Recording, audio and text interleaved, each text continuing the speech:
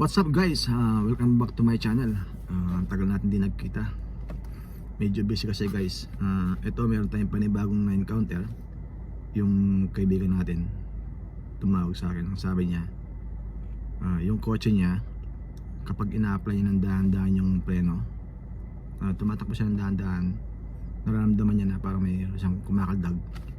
Nung tinignan ko guys, nakita ko yung lower arm ball joint niya at yung lower arm bushing, yun, wasak na, worn out na. So ayun, ituturo sa inyo paano tanggalin.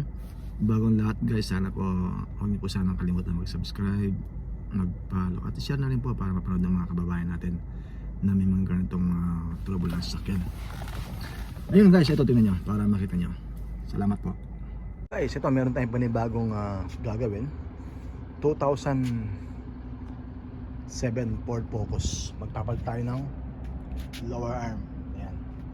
Ang cost nito guys, kapag ina-apply mo yung brakes nya, tumatakbo ka ng mga 30 km, 20, mga ganun, mabagal ka lang. Yun, tapos si preno mo, maramdam mo yung parang tugnoy, parang clag noise, ganun, clag, mga ganun. Yun. Tug noise, clacking noise. Yan. So ito guys, ituturo sa inyo paano tanggalin. Una, check natin dyan. Yan, ito. Kailangan guys, lagyan nyo ng lagyan nyo ng suporta. Ayan, ito.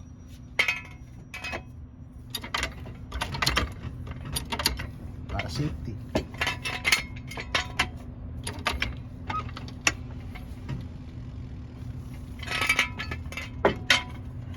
Yan. Ayos na. Ayan na guys, natanggal ko na yung tie rod nya. Ito sa steering tie rod, 15 yan. Dito naman ang size nito, 21 mm.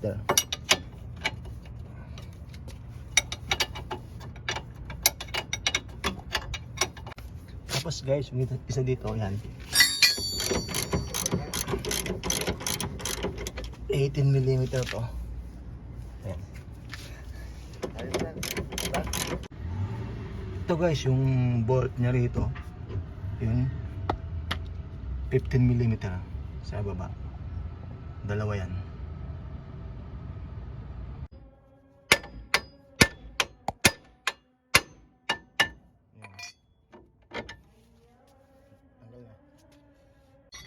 Tanggal na.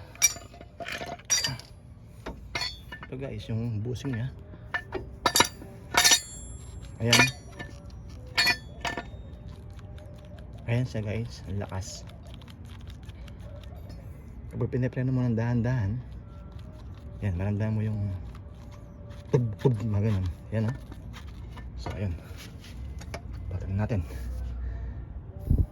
Install natin yung bago.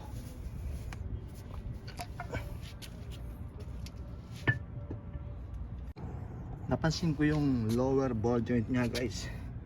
Tingnan nyo, ang lakas na ng play.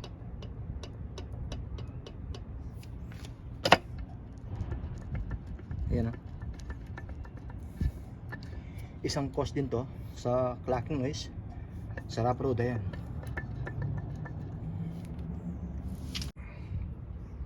Ayan na guys, na-install na natin. Ayan.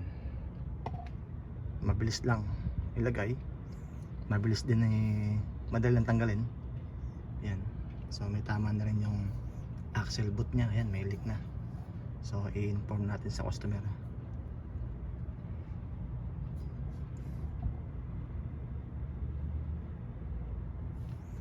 So ayun guys, ganun lang kabilis. Salamat sa panonood ng video ko.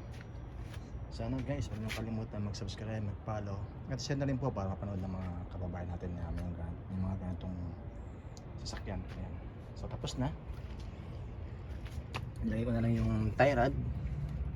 Tapos igpitan na natin yung lower ball joint. Ayan. Tapos na. So ayun, ganun lang kabilis.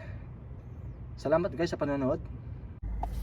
Ayun guys, nakita nyo kung paano ko tinanggal.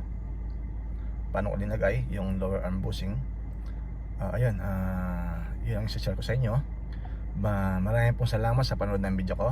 Sana po huwag niyo kalimutan mag-subscribe, mag-follow at share na rin po para lagi kayong updated sa mga susunod ko na video. Salamat po guys. See you in my next vlog. Thank you. Bye.